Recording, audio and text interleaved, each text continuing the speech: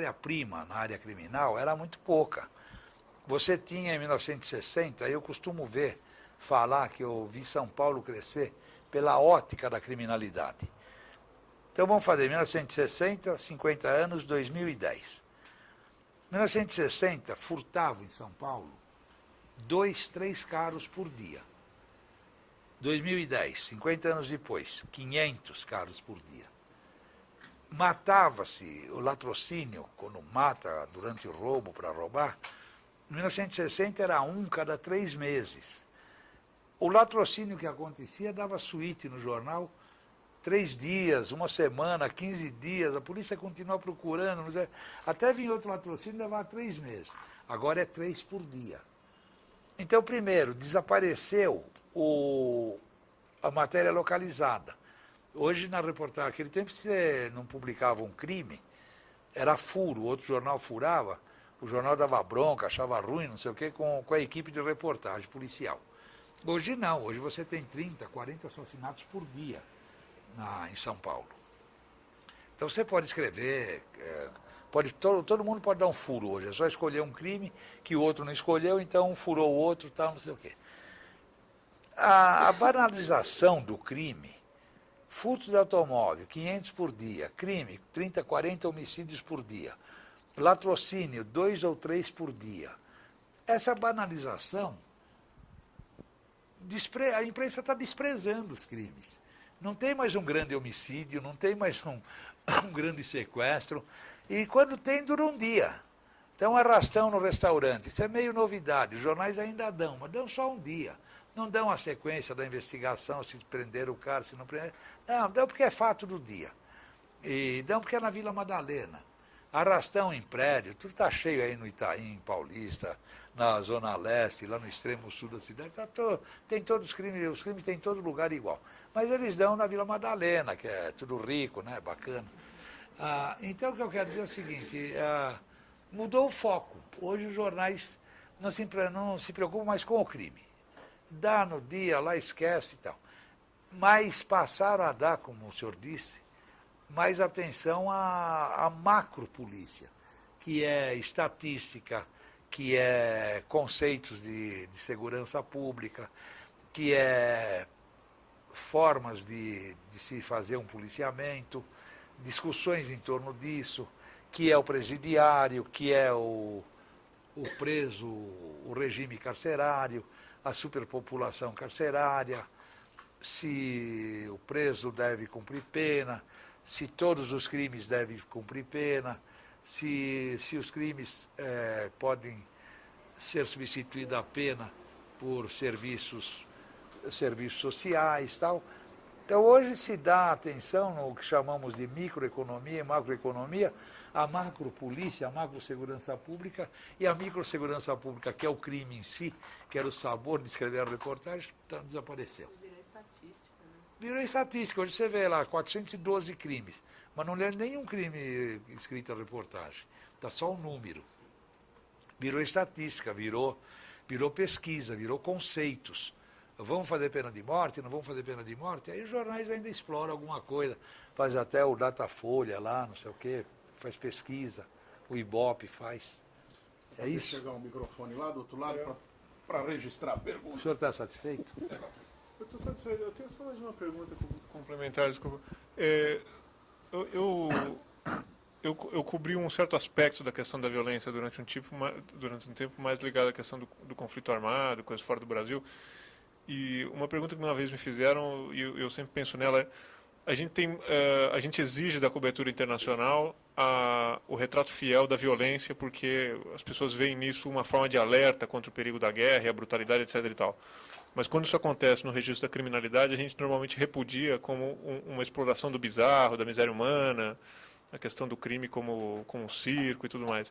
E realmente, quando eu fui confrontado por as perguntas, eu fiquei muito confuso e eu me vi muito refletido nessa crítica. O programa do Datena, esse tipo de coisa me dá nojo, mas quando a gente fala da ação militar americana no Afeganistão, eu gostaria que fosse reproduzido da forma mais fiel possível para as pessoas saberem exatamente do que se trata isso. E eu me vi muito perdido nesse dilema. Como é que o senhor vê essa crítica da morbidade da cobertura policial dos casos particulares? Qual é a contribuição que ela dá para as pessoas, além da questão de que é interessante fazer a reportagem sobre isso, mas pensando no impacto da reportagem no leitor e na sociedade, o que ela passa? Qual é a mensagem? Para dividir a resposta, no caso internacional, de guerras, de brutalidade, de sevícias que foram praticadas e denunciadas, teve grande repercussão. No caso doméstico da criminalidade, no Brasil, em São Paulo, lá fora quem cuida do material jornalístico são as agências internacionais. Você trabalhou na editoria internacional do Estado, sabe disso. Não é repórter brasileiro que está escrevendo sobre o Afeganistão, sobre Guantánamo, não. São as agências internacionais. E é mais o aspecto político, não é o criminal. Agora, no Brasil não. No Brasil nós temos o problema da cobertura jornalística na área policial, na área criminal, muito mal feita. E talvez por isso que ela parece que está desinteressada, a imprensa. A imprensa tem até interesse, mas está mal feita, falta material humano, falta bons pauteiros, faltam bons repórteres. Nós temos, por exemplo, dado muita ênfase à Comissão da Verdade, à tortura do crime político, que eu acho magnífico tudo isso. Mas nós não vemos uma reportagem falando do maltrato ao preso comum. A tortura do preso comum. São pendurados no pau de arara até hoje. E a sociedade não se manifesta porque a imprensa não provoca. Se a imprensa provocasse, a sociedade teria outra visão da coisa. Nós temos superpopulação carcerária medonha no Brasil. Nós temos 200 mil presos cumprindo pena, onde cabe 60 mil, ou menos. É absurdo. E de vez em quando a TV Globo passa uma imagem lá, de vez em quando a Folha faz uma reportagem, mas o aprofundamento quando é político o crime, quando a ação é política, militar, a imprensa se aprofunda. Mais lá fora, né? Porque aqui quase não tem essa participação. Mas quando a causa é comum, quando o criminoso é comum, quando o problema é da criminalidade comum, a imprensa não se preocupa, não se envolve, não se aprofunda. O problema da superpopulação carcerária, o problema da pena de morte, o problema da penalização dos crimes, tudo isso devia ser mais tratado e mais bem explorado pela imprensa. Não é. É isso que eu vejo. Aqui dentro nós temos só o crime comum, não temos nem o crime militar e nem o crime político hoje em dia. Lá fora nós temos o crime militar e político. Eles tratam de outro jeito realmente. E até tratam bem quando a justiça inglesa fica com o caso do brasileiro, Jean, não sei o que lá, que mataram, faz 5 anos ou mais, e até hoje estão discutindo, estão punindo, estão não sei o quê. Fala, bom, mas um brasileiro, aqui eles matam por dia 20, 30 moços aí, bandidinhos, iniciantes do crime, nem criminosos são às vezes. A polícia militar mata. A polícia militar mata. Sempre matou, não é de hoje. Desde que eu era repórter policial em 1970, quando ela começou a matar. Mata 600 por ano. Dá 20 por mês. Eles matam 1 por dia, 2 por dia, as estatísticas. O que eu quero dizer é que lá a justiça inglesa está esgotando até hoje todos os recursos para punir, já puniu alguns dos responsáveis pelo crime do brasileiro, que eles mataram por engano, tudo. Pô, não é um exagero não é demais fazer isso por um brasileiro? Não, não é. Sabe por quê? É para não repetir. É para não matar outro amanhã no metrô de Londres, para não matar outro daqui 6 meses. É só por isso que eles estão fazendo todo esse carnaval com o brasileiro, para não repetir. Aqui no Brasil nós não temos o problema do crime político, nem do terrorismo, nem do crime militar, nada, praticado por militares. No momento, não. E no crime comum nosso, a imprensa está negligenciando bastante porque não se aprofunda. Tem mais perguntas? Tem. Vamos a elas.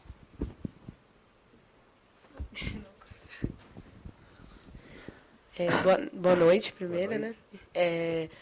Eu estou, no momento, lendo um livro sobre o caso do PC Farias, né? Sobre o sensacionalismo que houve na cobertura desse caso. E aí surgiu a dúvida desse sensacionalismo mesmo. Ele aborda o fato de poder ter sido um crime passional e a grande imprensa ter feito um sensacionalismo em cima desse fato. E o que o senhor acha na época que o senhor trabalhava como repórter, né, em 60, 70, se era assim também, se eles, principalmente quando envolve personalidade, esse tipo de crime, eles procuram sensacionalizar como ainda é hoje? O senhor acha que isso mudou, hoje está pior? Como que é essa diferença, né, das épocas sobre esse caso? Você está perguntando na parte de explorar com sensacionalismo os casos? Isso, um caso que, por envolver uma personalidade, poderia ser um crime passional e eles exploram de uma forma sensacionalista para dar um auge na história. Mas você está ligando isso ao caso do PC Farias. Do PC Farias. No caso do PC Farias, eu não trabalhava mais como repórter quando aconteceu. Eu já trabalhava. Ele já trabalhava, mas eu já estava me afastando do jornalismo, mas acompanhei o caso.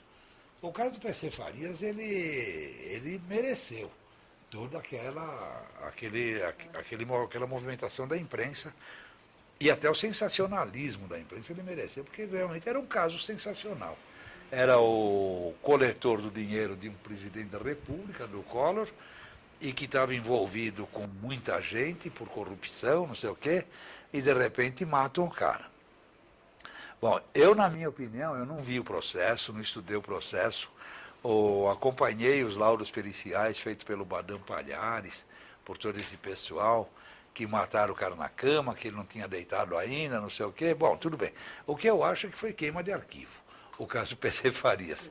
Precisavam matar o PC Farias para apagar um arquivo que estava envolvendo muita gente e estava ameaçando envolver mais gente ainda. Agora, o sensacionalismo no caso do PC Farias, ele foi grande mesmo, mas é que o caso era sensacional. É difícil a gente ver um assassinato, um crime, como o Banco Central, que foi assaltado lá em Pernambuco. Ele ficou nas manchetes aí, no noticiário, uns 10 dias, 15 dias, depois parou. PC Farias não, ele ficou 2 anos. Posso fazer só uma... Quando aconteceu o primeiro assalto a banco em São Paulo, primeiro assalto, não foi o primeiro assalto a banco, mas o primeiro assalto que teve repercussão. O senhor escreveu um livro. Foi. Sobre um assalto. Sobre um assalto. Eu faço essa pergunta em cima do que ela está dizendo. Era tão sensacional que valeu um livro. O assalto dos 500 milhões. 1965. Então, eu estava falando para vocês que em 1960 furtava-se 3, 4 carros em São Paulo. 2, 3. Tinha um latrocínio cada 3 meses. Aí eu falei que agora, há 50 anos decorridos, são 500 carros por dia furtados, são 3 latrocínios por dia, quer dizer, São Paulo.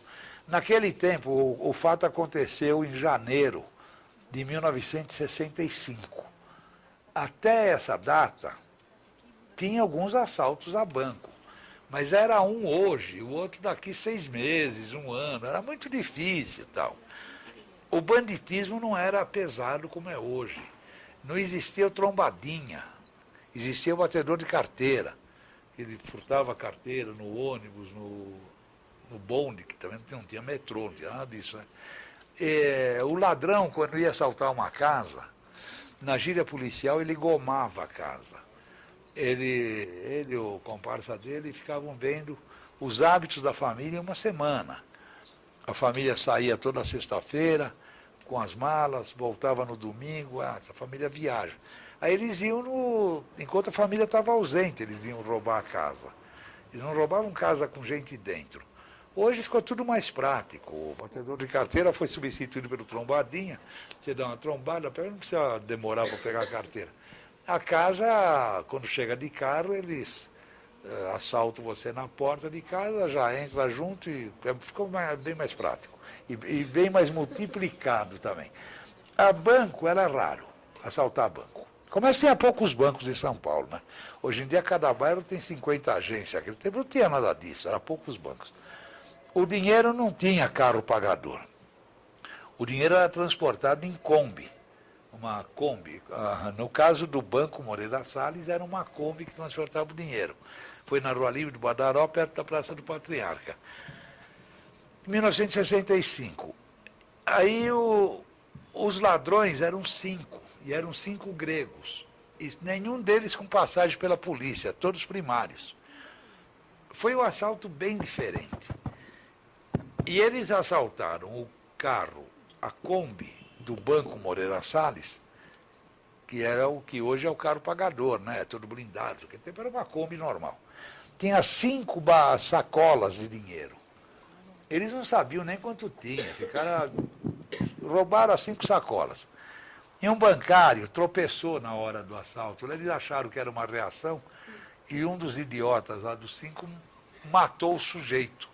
O Pepe, o bancário Pepe. Por ser um latrocínio, por terem roubado 500 milhões de cruzeiros, o nome do meu livro é esse, O Assalto dos 500 milhões. Foi, em valor, em dinheiro, o maior assalto já ocorrido no Brasil até aquele dia. Até aquele dia, janeiro de 65. 500 milhões de cruzeiros, naquele tempo era cruzeiros. Pela violência mataram um bancário. Hoje em dia eles assaltam o banco, matam 4, 5, ninguém liga. Mas aquele tempo matar um cara era muito importante. Por tudo isso foi considerado, bom, em dinheiro foi considerado porque era mesmo o maior assalto já ocorrido no Brasil. 500 milhões de cruzeiros. A violência, tudo, e a repercussão que deu o caso. E este caso ficou um mês nos jornais. Ficou um mês sendo publicado, porque hoje em dia tem 3 por dia, assalto ao banco, 4, 5. Naquele tempo era um hoje, um daqui 2 meses, um daqui 3 meses e tal. E esse foi muito grande, foi de grande repercussão. Foi sensacional. Aí eu escrevi um livro, mas foi um livro de uma edição só. Foi livro do momento, enquanto estava no calor do assalto e tal. O livro chama O Assalto dos 500 milhões. E foi vendido só uma edição, 3.000 exemplares. E não teve segunda edição, nada, e hoje em dia ninguém tem o livro. Para falar a verdade, tem os sebos aí que tem. Você entra na biblioteca virtual, tem lá, uma vez um... Lá em casa tem 2. Então, aí eu estava sem livro lá em casa, liguei para um sebo desse aí de Santa Catarina. Falei, assalto de 500 milhões, né? O cara falou, R$100. Isso aí faz tempo, faz uns 2 anos. Eu falei, mas R$100, pô? O Machado de Assis é 10, né? Esse cara, que é esse Edson Flores, né? O cara falou, não, esse cara é um grande jornalista que morreu, por isso que o livro valorizou. Ai, filho da... Aí comprei o livro do cara, mas já achei por R$10, por 11, por 20, já achei bastante. Tem Edson, você no início falou uma coisa importante, a questão das referências, tem que ler Conan Doyle. Agora você acaba de lançar o livro Por Trás da Notícia, relatando a sua experiência. Agora você dá um outro exemplo, contando essas histórias. Eu acho que para o jornalista que está em formação, o jovem jornalista, é muito importante saber alguma coisa sobre as suas referências. Então eu queria que você pudesse falar para todos nós aonde você hoje encontra o melhor jornalismo, na sua opinião, já que o pessoal te procura, já que você está na ativa ainda, né, de alguma forma, quais são as referências, o que deve ser lido, onde está a grande reportagem hoje, o que esses jovens devem ler, o que a gente deve indicar para os nossos alunos, enfim, que você desse um pouquinho, falasse um pouquinho mais sobre as suas referências e as sugestões de leitura. No momento atual, eu não sei se tem alguma indicação para dar. O problema é o seguinte, o que o Eduardo falou, que os jornalistas vão em casa, eles ligam muito, e até vão em casa às vezes, para ler um texto quando é matéria polêmica, matéria que envolve judiciário, matéria que pode produzir um processo por injúria, calúnia, difamação, essas coisas. Então eles vão lá me procurar como advogado, né, e como jornalista também. A matéria de texto, de vez em quando aparece um repórter lá falando, olha, eu fiz esse texto, queria melhorar, o que o senhor acha, tal, né? Então eu ajudo tal nessa área. Mas é mais para perguntar problemas jurídicos. O problema é o seguinte, quando eu comecei no jornalismo, em 1960, nós tínhamos um carinho pelo texto no jornalismo. A Folha fazia o que podia, o Estadão o que podia. Mas o Jornal do Brasil, ele se aprofundou tanto, ele se interessou tanto pelo texto jornalístico, que era comum os chefes da gente, os repórteres mais velhos, falar, você quer aprender a escrever? Você lê o Jornal do Brasil. Porque era bom mesmo, o texto do Jornal do Brasil era bom. Em matéria de texto, eu não sei quem indicar.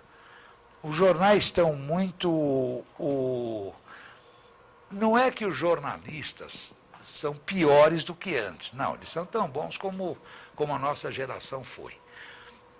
Mas a nossa geração, nós tínhamos chefes, nós tínhamos superiores que tinham sido jornalistas, que tinham sido repórteres, que se fazia carreira numa redação. Repórter, pauteiro, copydesk, editor, chefe de reportagem, fazia carreira. Hoje em dia nós temos um jornalismo, era o jornalismo autodidata, era o jornalismo de intelectuais, era o jornalismo de gente que gostava do jornalismo. Hoje em dia está se fazendo do jornalismo um emprego, como outro qualquer.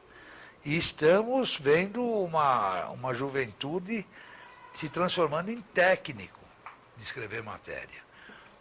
Não tem mais calor, não tem mais entusiasmo. Isso eu percebo na juventude, ou também sou informado disso. Então, você lê os textos dos jornais, falando Folha de São Paulo, Estado de São Paulo, Jornal da Tarde. Os textos não são mais cuidados e não são mais cobrados. Porque hoje o editor, um chefe de reportagem, ele é um acadêmico, ele fez a graduação no jornalismo, fez o mestrado, virou editor do jornal. Não pode. O editor tem que ter sido repórter antes. Todo mundo tem que ter sido repórter antes, para depois ser editor, para depois ser chefe da reportagem. Então hoje nós temos o jornalismo romântico, que eu chamo, o antigo, que era o jornalismo de autodidatas, de intelectuais, mas de gente interessada no jornal. Hoje nós temos um jornalismo dirigido, comandado por acadêmicos. Então não há cobrança. Então é comum você ver uma reportagem que fala que o Brasil foi o segundo colocado na disputa, não sei o quê, e lá no meio da reportagem vai dizer quem foi o primeiro. Eu quero saber quem foi o primeiro logo no começo, se o Brasil for segundo. Essa falta de informação, essa falta da técnica de escrever, que na verdade ninguém foge do que está consagrado. Quem, quando, como, onde, porquê. Tem que responder essas 5 perguntas no LIDE, tem que responder sim. Tem cara que começa o LIDE lá, que na madrugada de ontem chovia abundantemente em São Paulo. O que tem que ver uma coisa com a outra? Vamos ao fato. Depois conta lá embaixo no intertítulo, conta lá embaixo da matéria, tem um LIDE, no sublide, fala que estava chovendo abundantemente. Isso é falta de técnica de escrever bem Isso é falta de cobrança das chefias, que não sabem cobrar, porque também não sabem escrever. Não sabe. Editor de jornal, secretário de jornal, não é capaz de sair na rua hoje e fazer uma reportagem. Antigamente ia, saía e fazia. Não faz. Então, o jornalismo decaiu. O texto, a apuração. Por quê?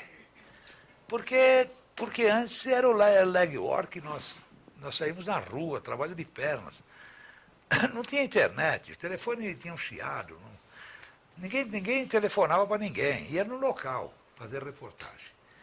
Era o jornalismo verdadeiro, autêntico. Hoje em dia, eu não frequento redação, mas eu estou informado disso. Os repórteres fazem 2, 3 matérias por dia, da mesa deles, pela internet e o telefone do lado. Ele não sai da cadeira mais.